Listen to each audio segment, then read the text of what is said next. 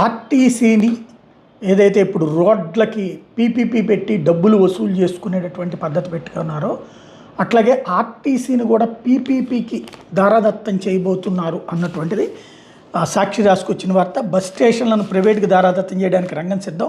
5,000 కోట్ల భూములు అస్మదీయులకు కట్టబెట్టేలా కుతంత్రం. నిర్వీర్యం చేసే కుట్రలో మరో అడుగు ముందుకు వేసిన చంద్రబాబు సర్కార్. 12 ఎకరాల్లోని విశాఖ మద్దిలపాలెం బస్ స్టేషన్ విలువ 2,400 కోట్లు. దీన్ని 500 కోట్లు పెట్టుబడి పెట్టే సంస్థ కట్టబెట్టాలే డిపిఆర్. ఏకంగా 99 ఏళ్ల లీజు రూపంలో అంటే శాశ్వతంగా దారాదత్తం చేయడం. ఇదే రీతిలో తిరుపతి, విజయవాడ ఆటోనగరు, గుంటూరులో తక్కువ పెట్టుబడి పెట్టే వాళ్ళకి అప్పగించేందుకు సన్నాహాలు. కర్నూలు, అనంతపురం, కడప, ఒంగోలు, రాజమహేంద్రవరం, ఏలూరు బస్ స్టేషన్లకి వర్తింపు.